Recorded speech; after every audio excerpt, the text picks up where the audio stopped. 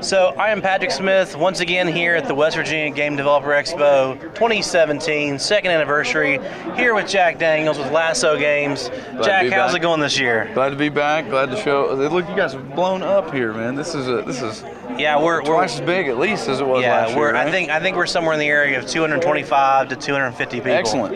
So I'm glad to be a part of it, man. It's great. Yeah, you all are showing again this year, Mini Law, Leventerra, and then I don't know that I saw Highway Rampage last time. Highway Rampage was a game that we did back in 2015 for a 48-hour game dev jam. It was like we had to use Game Maker Studio for it. Sure. Actually, it's one of the reasons that we got into using Game Maker as an engine. Because we won the competition with this game, and now we're actually porting it to mobile, so you might actually see this on Android before too long. Okay, and I hear you're going to Finland?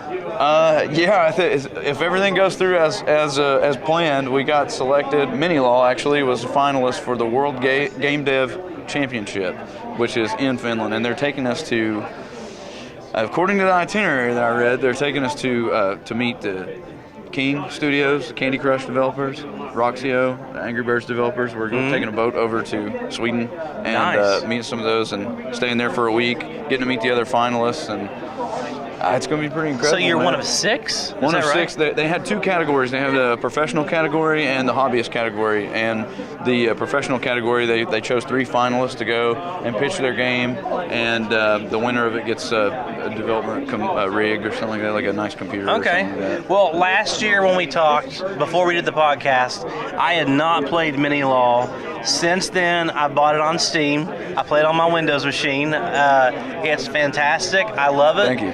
I read a review online about a guy, and I thought he summed it up great when he said it's basically the RoboCop game that you're going to get, which is great. Yeah. We get a lot of comparisons for RoboCop. We get a lot of comparisons to Judge Dredd, and there's been a couple articles written the RoboCop game that never was, or that should have been, or something like that. Well, I mentioned to Cameron today, your colleague that's with you, that as I played it, it also kind of hints back for me to SNES's Blackthorn. Because in Blackthorn, you could hide in the shadows. Blackthorn and Flashback and games like those that have very clunky but particular controls, where you have to be with purpose doing what you're doing.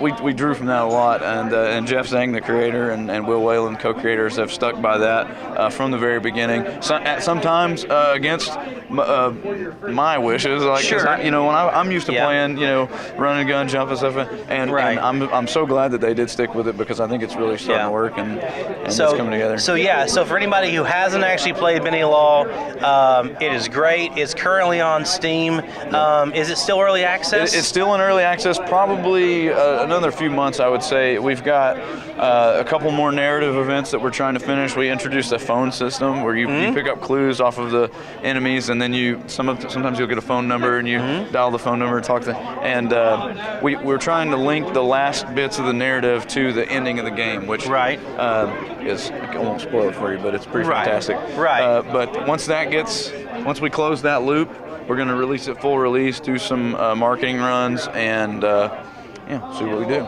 Fantastic. And I know last time Leventerra, I think since Leventerra you had showed, it was still an alpha, but it's now out, correct? You have it out there for people to play? There is an alpha available to play on the itch.io platform. The Steam store page is open for it. We're probably going to launch an early access version of it sometime after Mini Law goes full release.